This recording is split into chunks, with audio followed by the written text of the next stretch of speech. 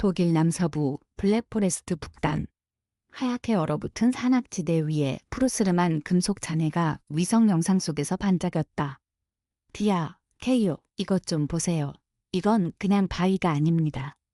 젊은 기술자 레온이 손가락으로 화면을 가리켰다. 62세의 고정훈 박사는 조용히 다가와 확대된 이미지를 바라보았다. 날개야. 비행기야. 이 각도면 추락이 아니라 눈 속에 파묻힌 거야. 독일 국방부는 즉시 해당 지점을 극비로 지정했고 민간 연구팀과 구조 전문가들이 투입되었다. 그중에는 특별한 한 명이 있었다. 한 손엔 위성 지도를 다른 손엔 하얀 목줄을 쥔 여성. 이름은 이주연, 39세. 독일 귀화한 한국계 구조 전문가이자 진돗개 백설의 파트너였다. 지금 위치에서 헬기 착륙은 무리입니다.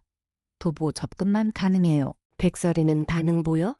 조용히 눈밭을 걷던 진돗개가 어느 순간 발걸음을 멈췄다. 그리고 그곳을 향해 낮게 그러나 강하게 짖었다. 거기야. 이주연은 확신에 찬 목소리로 말했다.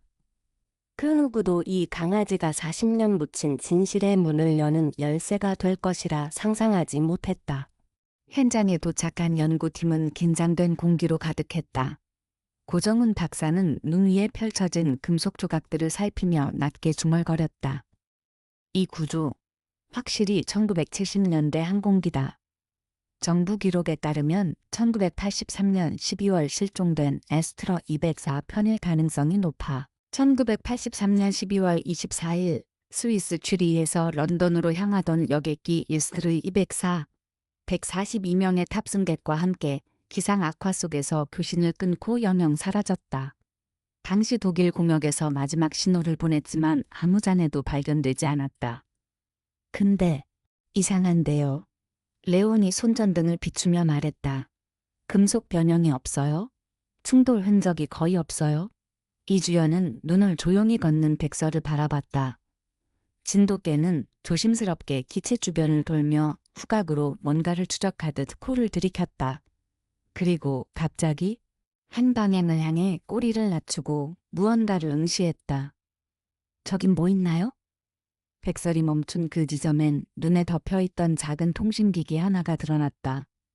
손상된 송신기. 그리고 누군가 최근까지 건드린 듯한 지문 흔적. 이건 당시 항공기의 긴급 송신기인데 이 상태면 적어도 최근 1에서 2년 내에 노출된 거예요. 뭐라고요? 40년 전에 사라진 건데 누가 손을 댔다고요? 모두가 서로의 얼굴을 바라보았다. 그 순간 백설이 눈 속에서 무언가를 살짝 물어왔다. 작은 천조각. 희미하게 남은 문양은 태극기였다. 한국 국기? 설마 그 안에 한국인이? 현장 통제본부에는 긴급회의가 소집되었다. 고정훈 박사, 이주연, 레온 그리고 독일 연방방위군 고위장교가 비공개로 모였다. 저 조각은 확실히 태극기였습니다. 이주연이 백설이 물어온 천조각을 조심스럽게 펴보이며 말했다. 하지만 탑승 명단엔 한국인은 없었습니다. 도청 신호에 따르면 약 18개월 전 짧은 순간 이 송신기가 반응한 기록이 있습니다. 18개월 전 이 좌표엔 아무도 없었을 텐데 고정훈 박사가 조용히 말했다. 아니요. 그때 근처에 민간 등 산객 한 명이 실종된 사건이 있었어요. 국적은 한국계 독일인. 이름은 정도윤, 67세. 그 순간 조용히 엎드려 있던 백설이 갑자기 일어났다. 그리고는 철제 파편 너머로 천천히 걸어갔다. 이주연이 반사적으로 따라 나섰다. 눈더미 뒤쪽. 백설이 두 발로 버티며 발톱으로 눈을 파기 시작했다. 그녀는 몸을 낮췄고 무언가 단단한 것을 손끝으로 느꼈다. 주연 씨, 조심하세요. 그녀가 당겨낸 건 비행기 동체 내부로 이어지는 수직 출입문이었다. 잠겨 있었던 문. 40년 동안 누구도 열지 못했던 그 문이 이 순간 백설 덕분에 드러난 것이다. 주연이 손전등을 비추자 안쪽으로 연결된 금속 사다리와 어둠만이 있었다. 그녀는 조용히 숨을 내쉬었다. 이 문 안에 뭐가 있는지 우리 모두 준비됐다고 할 수 없어요. 하지만 백설은 조용히 주연을 바라보며 기다렸다. 마치 이제 괜찮아. 가자. 라고 말하는 듯.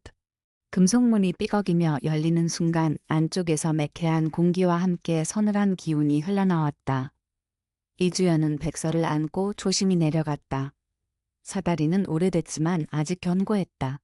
내부는 어둠 속에 묻혀 있었지만 손전등이 비추자 서서히 윤곽이 드러났다. 정면에는 낡은 천으로 덮인 작은 공간. 그 안쪽에 누군가가 앉아 있었던 듯한 흔적. 그리고 벽면엔 손으로 직접 써내려간 듯한 한글 메모가 있었다. 혹시라도 누군가 찾게 된다면 내 이야기를 들어주오. 나는 정도윤. 이 기체 안에서 살아남은 마지막 생존자다. 도연 선생님, 살아있었던 거야? 주연은 떨리는 손으로 메모를 집어들었다.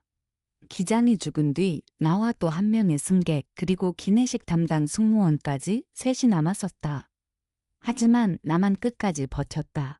나는 살아남기 위해 문을 닫고 추위를 막고 조용히 기다렸다. 벽에는 날짜와 시간대별로 표시된 생존 기록도 남아 있었다. 그러나 그중 일부는 뭔가 이상했다. 1984년 1월 18일, 그 개가 다시 왔다. 1984년 2월 3일 새끼를 데리고 있었다. 믿을 수 없지만 나를 지켜보고 있었다. 1984년 2월 20일 고기 한 점을 입구에 두고 떠났다. 그 개, 설마. 주연은 백설을 바라봤다. 설마 도윤 선생님이 본 개는 백설이 아니라 고정훈 박사도 중얼거렸다. 조상? 그럼 백설은 후손? 그 순간 백설이 조용히 코를 킁킁거리더니 모서리 쪽에 쌓인 박스를 향해 다가갔다. 그리고 조심스럽게 입으로 끌어냈다. 안에는 낡은 천과 함께 작은 나무 목걸이가 있었다.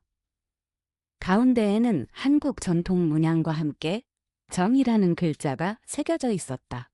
하루가 지난 뒤 기체 내부는 조심스럽게 개방되었고 구조대와 기록보존 전문가들이 투입되었다.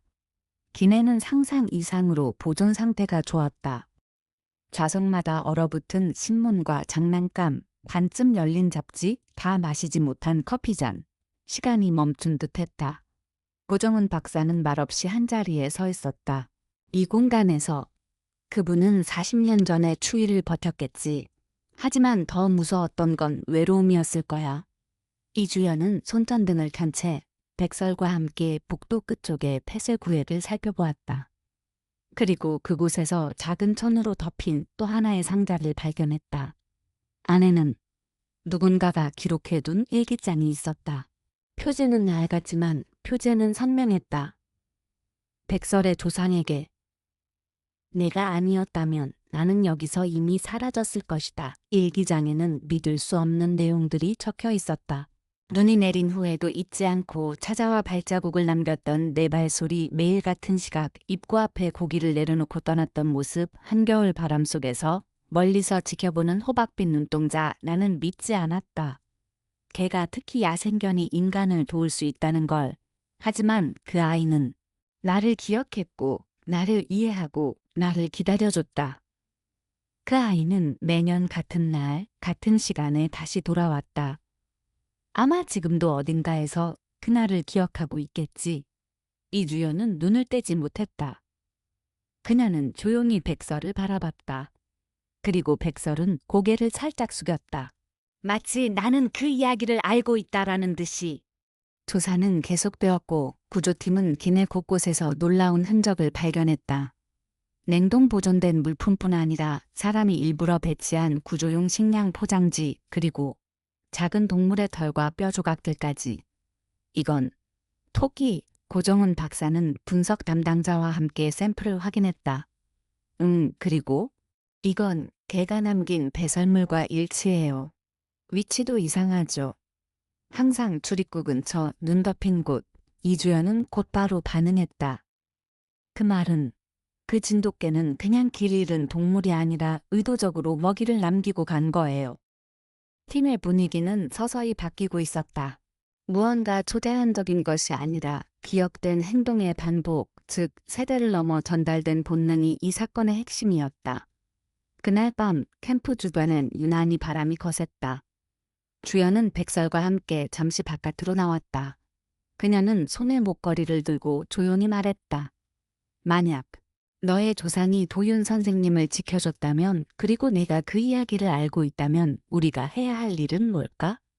백설은 천천히 돌아서더니 기체 잔에 넘어 언덕 끝자락으로 달려가기 시작했다. 그곳은 아무도 탐색하지 않았던 사각지대였다. 그리고 그녀가 멈춰선 그 자리에선 눈 속에 깊숙이 박힌 나무 십자가 하나가 드러났다. 거칠게 새겨진 글자. 여기 누군가를 기다리는 마음이 잠들다. 며칠 후 도윤 선생님의 가족이 조용히 캠프를 방문했다.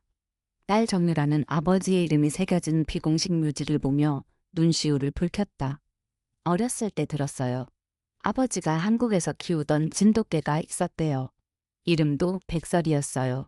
눈 오는 날에 태어났다고. 고정은 박사와 이주연은 서로 눈을 마주쳤다. 그 순간 지금 옆에 앉아있는 백설이 조용히 정유라를 바라보았다.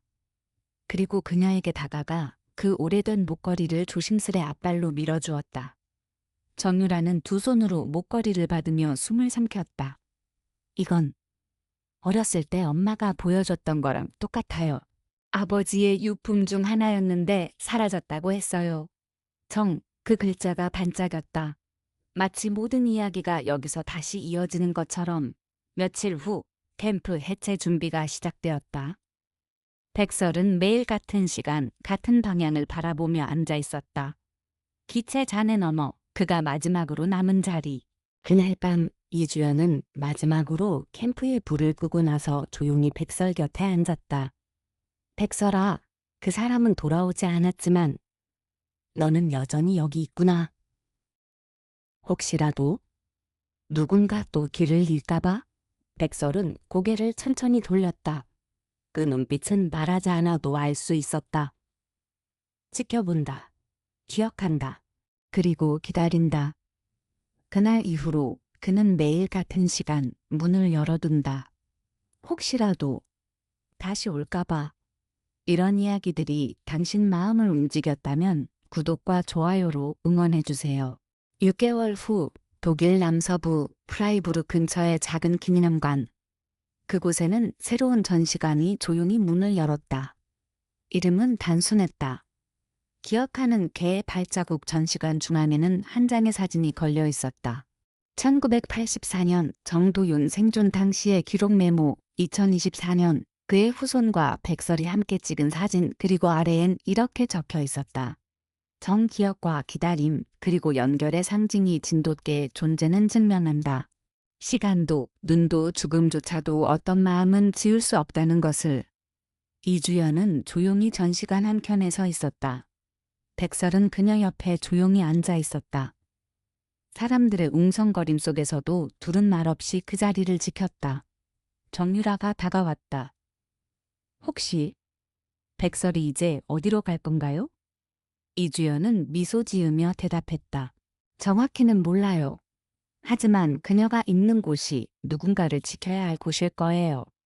정유라는 고개를 끄덕였다. 저희 가족은 매년 이날 여기에 다시 올 거예요. 이 이야기를 잊지 않기 위해. 그날 오후 백설은 조용히 전시관 밖으로 걸어 나갔다. 언덕 너머를 잠시 바라본 뒤 천천히 눈 위에 발자국을 새기며 걸어갔다. 그녀는 돌아오지 않을지도 모른다. 하지만 누군가는 매일 같은 시간 문을 열어둘 것이다. 혹시라도 다시 올까봐. 사람은 잊을 수 있다. 하지만 진돗개는 아니다.